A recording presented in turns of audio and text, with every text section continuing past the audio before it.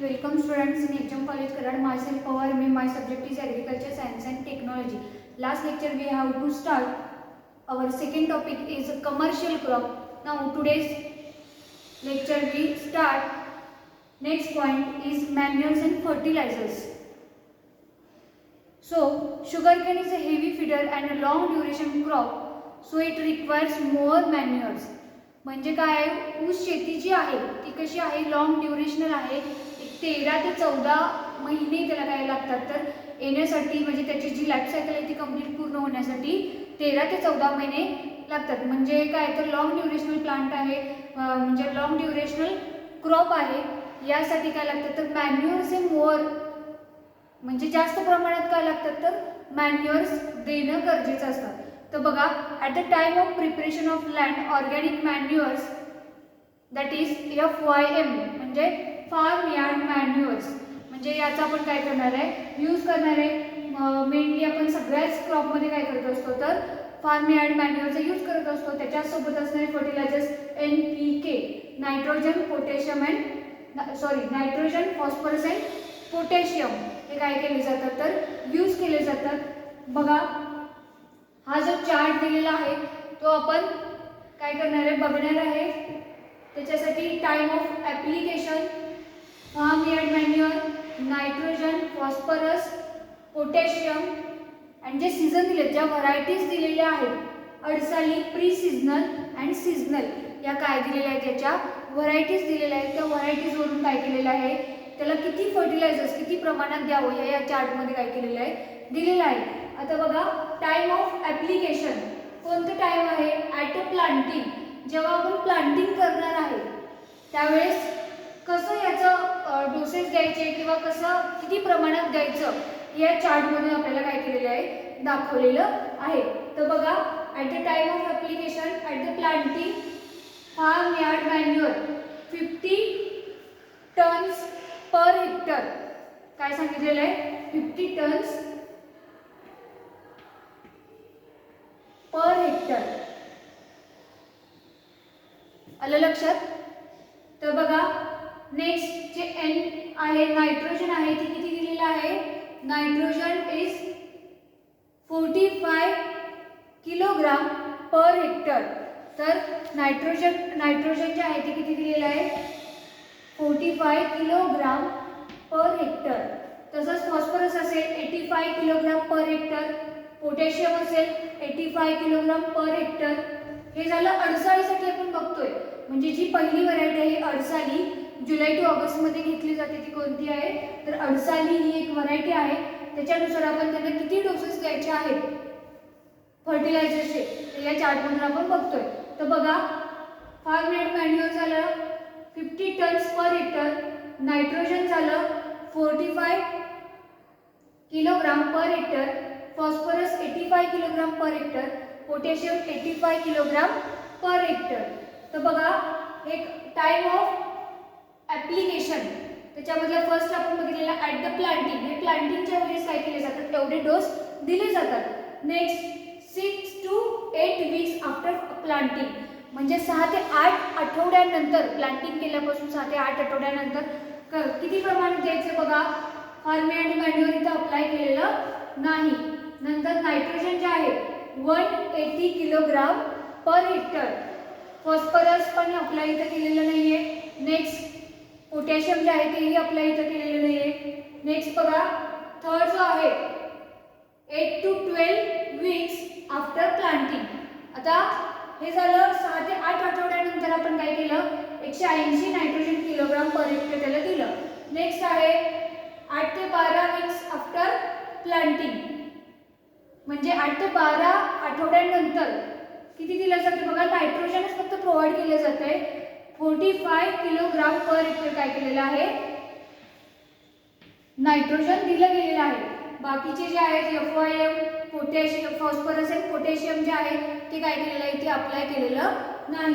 Next बघा next fourth आहे at earning up 22 weeks after planting 22 आठवड्यानंतर प्लांटिंग केल्यापासून 22 आठवड्यानंतर काय दिलं जातं तर 180 किलोग्राम पर हेक्टर नायट्रोजन काय केलं जातं प्रोव्हाइड केलं जातं. टोटल बघा या सगळ्याची किती आहे नायट्रोजनची, FOM फार्म मॅन्युअरची झाली 50, नायट्रोजनची झाली 450, फॉस्फरस 170 आणि पोटॅशियम जे आहे ते 170 किलोग्राम पर हेक्टर एवढं काय केलेलं आहे. सॉरी इथं काय केलेलं आहे हे पण अप्लाय केलेलं आहे बघा. इथे किती अप्लाय केलेलं आहे 85 फॉस्फरस ॲट प्लांटिंग. नेक्स्ट जे आहे ते कधी अप्लाय केलेलं आहे बघा, तर ॲट अर्थनिंग अप म्हणजे 22 वीक्स नंतर काय केलेलं आहे इथं अप्लाय केलेलं आहे बघा. किती अप्लाय केलेलं आहे 85 kilogram per hectare. Next potassium जे आहे ते किती आहे तर 85 किलोग्राम पर हेक्टर. तर टोटल किती आले त्यांची 170 किलोग्राम पर हेक्टर. हे जे झालं आहे ते किती कशासाठी आहे तर अडसालीसाठी, जे आपण जुलै टू ऑगस्ट मध्ये जे क्रॉप घेणार आहे शुगर केनचं त्याच्यासाठी काय आहे जे डोसेस आहेत फर्टिलायझरचे ते दिले गेले आहेत. नेक्स्ट आहे बघा pre seasonal. The pre seasonal मध्ये पण बघा जे फार्म यार्ड मॅन्युअर आहे ॲट अ प्लांटिंग टाइम किती दिलेला आहे 35 tons per hectare. Next nitrogen जे आहे ते 35 kilogram per hectare, phosphorus 85 kilogram per hectare आणि पोटॅशियम जे आहे ते किती आहे 85 kilogram per hectare. Next 6 to 8 weeks after planting इथं फार्म यार्ड मॅन्युअर अप्लाय केलेलं नाही, नायट्रोजन अप्लाय केलेलं आहे 140 किलोग्राम पर हेक्टर. इथे फॉस्फरस आणि पोटॅशियम हे काय केलेलं आहे अप्लाय केला गेलेला नाही. नेक्स्ट बघा 8 to 12 वीक्स आफ्टर प्लांटिंग 8 ते 12 आठवड्यानंतर प्लांटिंगच्या 8 ते 12 आठवड्यानंतर काय केलं गेलं आहे फार्म यार्ड मॅन्युअर अप्लाय केलेलं नाहीये. पुढे नायट्रोजन जे आहे 35 किलोग्राम पर हेक्टर आहे, फॉस्फरस आणि पोटॅशियम अप्लाय केला गेला नाही. नेक्स्ट आहे at a earthing up 22 weeks after planting. तर बघा इथेही फार्म यार्ड मॅन्युअर काय केलेला आहे अप्लाय केला गेला नाही. नेक्स्ट आहे nitrogen 140 kilogram per hectare, phosphorus 85 kilogram per hectare and potassium 85 kilogram per hectare. तर त्यांची टोटल किती आली. फर्स्ट FOM प्री सीझनलसाठी काय करतोय आपण या व्हरायटीसाठी डोसेस बघतोय. तर टोटल आली FOMची 35 टन्स पर हेक्टर, नायट्रोजनचे 350 kilogram per hectare, phosphorus 170 kilogram per hectare and potassium 170 kilogram per hectare. तर हे झालं प्री सीझनलसाठी. सीझनलसाठी बघा फार्म यार्ड मॅन्युअर जे असेल तर ते 25 tons per hectare. Next nitrogen 25 kilogram per hectare, phosphorus 62 kilogram per hectare and potassium 62 kilogram per hectare. बाकीच्या कोणत्याही ॲट अ प्लांटिंग टाइमच्या वेळेस हे केलेले आहेत काय केलेले आहेत तो डोसेस दिलेले आहेत. Next 6 to 8 weeks after planting, 8 to 12 weeks after planting याच्यामध्ये फक्त नायट्रोजन अप्लाय केलेलं आहे. ते किती आहे बघा 6 to 8 weeks after planting 100 kilogram per hectare, next 25 kilogram per hectare and last जो आहे तो किती आहे at earthing of 22 weeks after planting. तर तो आहे 100 किलोग्राम पर हेक्टर. टोटल आली त्याची 250 किलोग्राम पर हेक्टर. परत फॉस्फरस जे आहे ते 63 किलोग्राम पर हेक्टर कधी आहे 22 weeks after planting. Next potassium पण 63 आहे किलोग्राम पर हेक्टर. याची टोटल आली 125 किलोग्राम पर हेक्टर. हे झालं सीझनलसाठी काय केलं गेलेलं आहे तर डोसेस अप्लाय केलेले आहेत. म्हणजे अडसालीसाठी असेल, प्री सीझनलसाठी असेल आणि सीझनलसाठी असेल तर हे काय केले गेलेले आहे तर जे डोसेस आहेत फर्टिलायझर्सचे farm yard manure, nitrogen, phosphorus आणि पोटॅशियम याच्या डोसेसचा काय दिलेला आहे हा चार्ट दिलेला आहे. तर नेक्स्ट पॉईंट आहे आपला बघा, नेक्स्ट पॉईंट आहे इंटरकल्टिवेशन.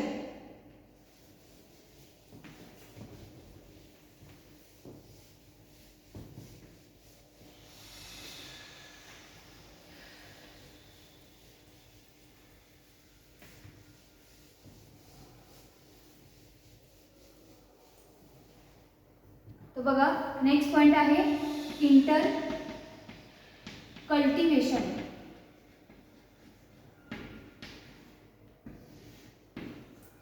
इंटरकल्टिवेशन आंतरमशागत काय बघा.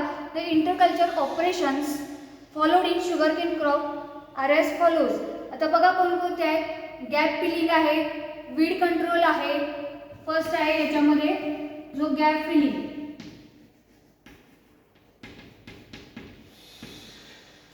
तर बघा गॅप फिलिंग मध्ये काय आहे.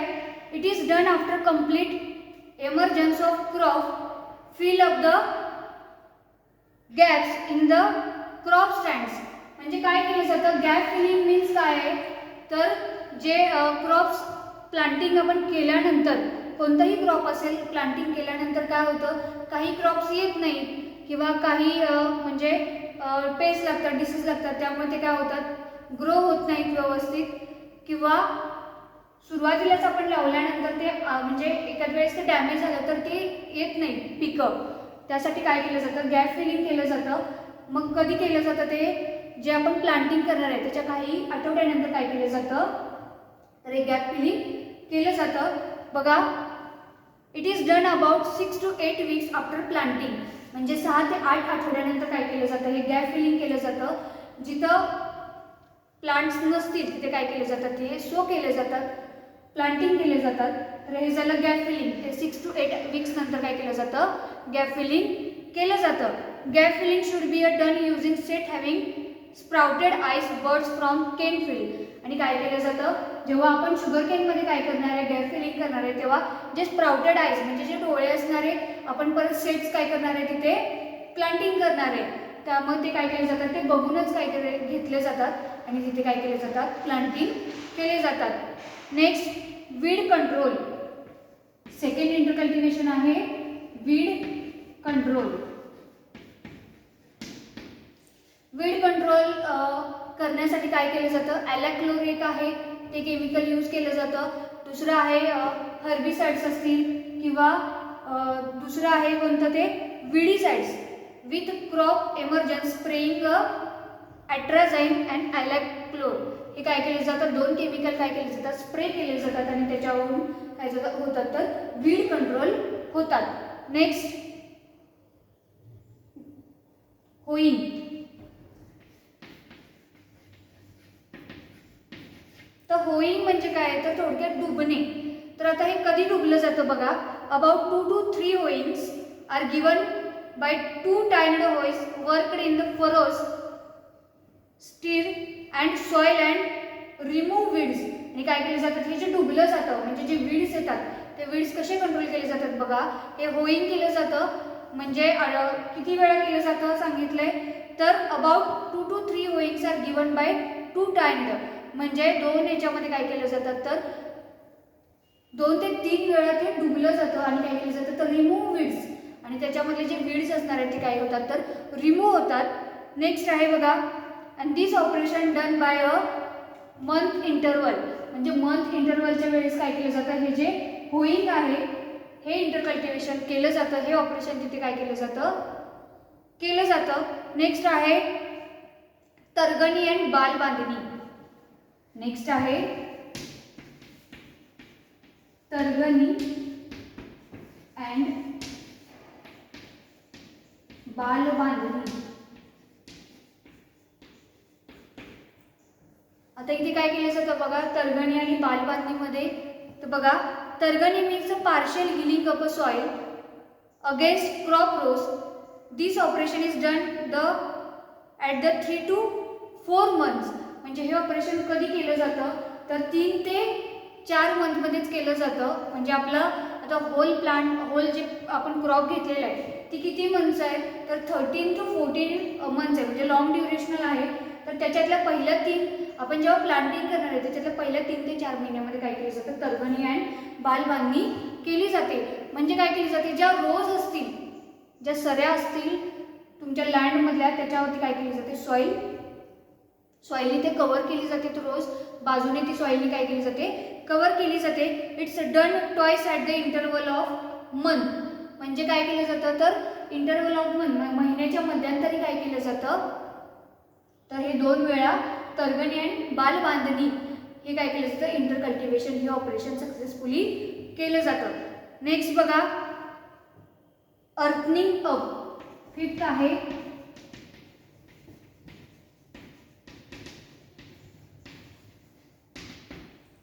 अर्निंग अप केलं जातं. Earthing up means breaking of ridges and converting them into furrows. म्हणजे काय केलं जातं, ब्रेकिंग कशाचं केलं जातं, रिजेसचं ब्रेकिंग केलं जातं आणि ते कन्वर्ट कशामध्ये केले जातात, फरोजमध्ये केले जातात. त्याला काय म्हटलं जातं, अर्निंग अप. तर बघा it is done when the crop is 5 to 5.5 months old and 2 to 3 internodes are visible. म्हणजे जेव्हा त्याच्यावरती 2 ते 3 इंटरनोड्स विजिबल दिसत असतील तेव्हा हे काय केलं जातं, हे अर्निंग अप केलं जातं. Next it is done support the plants with soil and to avoid direct contact of water to plants. आणि काय केलं जातं, हे अर्निंग अप केल्यानंतर डायरेक्ट कॉन्टॅक्ट ऑफ वॉटर म्हणजे जेव्हा प्लांट्स काय होत जातात, प्रत्येक आठवड्याने ते त्यांच्यामध्ये वाढ होत जाते, त्यावेळेस अर्निंग अपच्या वेळेस काय होतं, वॉटरचा कॉन्टॅक्ट जास्त प्रमाणात वॉटर असणं गरजेचं नसतं. मग त्यामुळं काय केलं जातं, तर वॉटरचा कॉन्टॅक्ट कमी प्रमाणात यावा याची काळजी घेतली जाते. नेक्स्ट बघा डिट्रॅशिंग. 6 आहे डिट्रॅशिंग. तर बघा डिट्रॅशिंग मीन्स काय, removal of some of older leaves from cane crop is known as a detrashing. म्हणजे जे ओल्डर लीव्स असतील केनचे ते काय केले जातात, तर रिमूव्ह केले जातात. त्याला काय म्हटलं जातं, तर डिट्रॅशिंग असं म्हटलं जातं.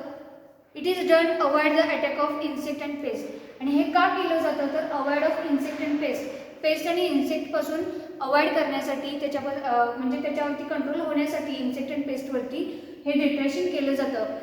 Detrashing means remove of leaves, older leaves, remove of older leaves. Next mulching. 7 point आहे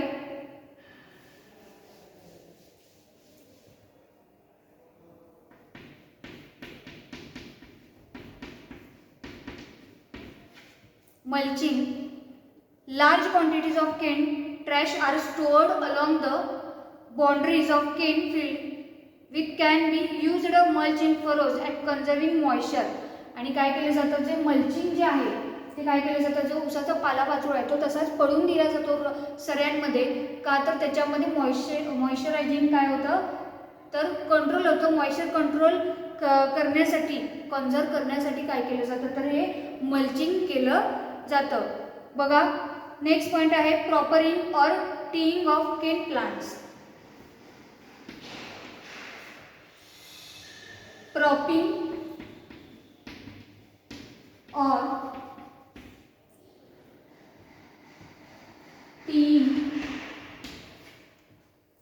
और tying cane plants.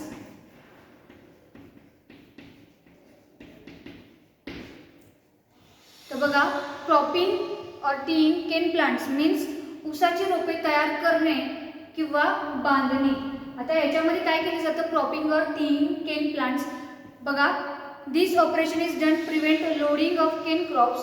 Some canes 2 adjacent rows are brought together and tied by sugar cane leaves. It also provides convenience while irrigating the soil, irrigating the field. म्हणजे जे काय केले जातात, ऊसाची रोपे तयार करणे किंवा बांधणे म्हणजे 2 रो मधील काय केले जातात, जेव्हा उंच आपला ऊस गेला जातो तेव्हा काय होतं, तर त्या दोन्ही रो मधल्या इकडचा एक ऊस आणि इकडचा एक ऊस, आता ह्या 2 रोज असतील तर इकडचा एक आणि इकडचा एक काय केला जातो, इकडचा ऊस आणि इकडचा ऊस त्याच्या वरच्या लीव्समध्ये काय केले जातात, ते बांधले जातात. त्याला काय म्हटलं जातं, तर क्रॉपिंग और tying of cane plants. Next point आहे इरिगेशन. आता हे काय झालं, इंटरकल्टिवेशन झालं. इंटरकल्टिवेशन मध्ये gap filling, weed control, hoeing, mulching, cropping और tying cane plants. Next earthing up, detrashing etcetera. हे पॉइंट्स काय केले आपण बघितले. नेक्स्ट पॉइंट आहे आता इरिगेशन.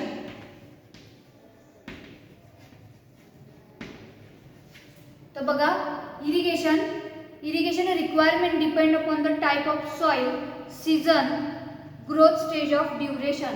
म्हणजे जे इरिगेशनची फॅसिलिटी आहे, वॉटर प्रोव्हाइड करण्याची फॅसिलिटी जी आहे ती कशावरती डिपेंड आहे, त्या सॉइलवरती डिपेंड आहे, त्याच्या ड्युरेशनवरती डिपेंड आहे, त्याच्या सीझनवरती काय आहे डिपेंड आहे. Shortage of water results in stunted growth, pith formation, cane and low yield. आणि काय होतं, जेव्हा वॉटरचं शॉर्टेज येतं केन क्रॉपमध्ये तेव्हा काय होतं, तर त्या शुगर केनमध्ये काय होतं, तर पीथ फॉर्मेशन होतं आणि आपला जो कॉस्ट आहे त्याचा जो कॉस्ट असणार आहे केनचा तो काय होतो, कमी येतो. त्यामुळे आपल्याला काय होतं, लो यील्ड मिळतं. त्याच्यामधून जे आपल्याला पीक मिळणार आहे ते कसं होतं, त्याची व्हॅल्यू एक तर कमीच होते आणि काय होतं, लो यील्ड मिळत असतं. First irrigation is given pre planting irrigation, second light irrigation is given 7 days after planting. आणि पहिलं जे प्री प्लांटिंग केलं जातं तेव्हा इरिगेशन दिलं जातं. Second light irrigation is 7 days after planting. आणि जेव्हा सेकंड पाणी देणार, तुम्ही जेव्हा प्लांटिंग करणार आहे त्यावेळेस एकदा दिलं जातं पाणी. त्या प्लांटिंग केल्यानंतर 7 दिवसानंतर काय केलं जातं, परत त्याला पाणी दिलं जातं. Next up to germination sequence 2 to 3 light. म्हणजे कधी कधी द्यायचं असं 7 दिवसानंतर, जोपर्यंत जर्मिनेट होत नाही तोपर्यंत काय केलं जातं, 7 दिवसानंतर काय केलं जातं, त्याला पाणी दिलं जातं. नेक्स्ट बघा, इरिगेशन्स आर गिवन 10 days इंटरवल. म्हणजे 10 दिवसाच्या मध्ये 2 ते 3 वेळा लाईट काय केलं जातं, इरिगेशन इथे प्रोव्हाइड केलं जातं.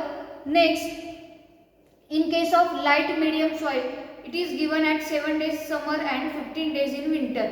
म्हणजे समर मध्ये 7 days म्हणजे 7 दिवसानंतर द्यायचं आणि विंटर सीझनमध्ये काय करायचं, 15 दिवसानंतर दिलं तरी चालतं. Tillering, grand growth and earthing up stages are critical for irrigations. म्हणजे जेव्हा टिलरिंग किंवा त्याची ग्रोथ होत असते त्यावेळेस पाणी देणं काय होतं, म्हणजे क्रिटिकल इरिगेशन असतं ते, त्यांना वॉटर प्रोव्हाइड करणं काय होतं, तर ते क्रिटिकली होतं. तर इथे झालं आपलं इरिगेशन आहे. इरिगेशन कशावरती डिपेंड आहे, irrigation also depend on soil, season and variety and growth. याच्यावरती काय आहे डिपेंड, इरिगेशन डिपेंड आहे. नेक्स्ट पॉइंट आहे बघा, crop rotation.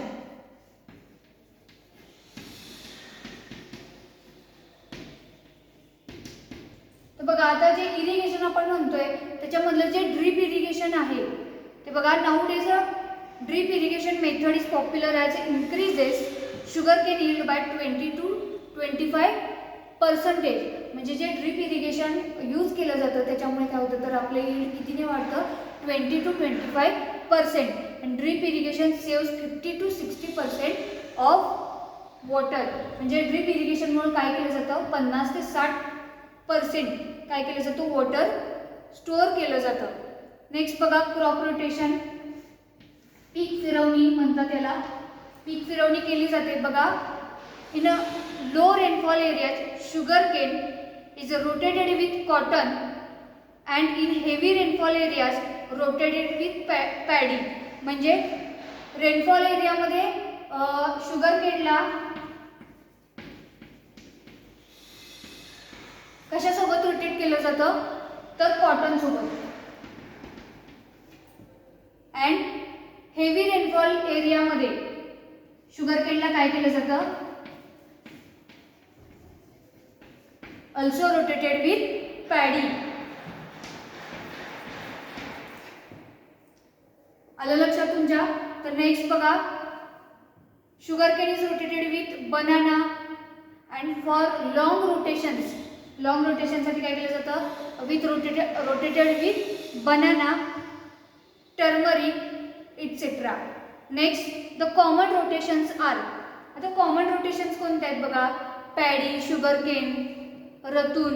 Next, cotton, sugar cane, ratoon, wheat, paddy, groundnut, jowar, sugar cane, cotton, sugar cane, rabi jowar and sugar cane and green मॅन्युअर्स.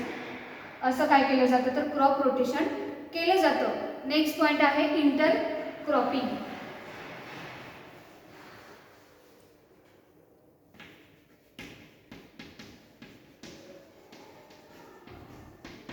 Intercropping.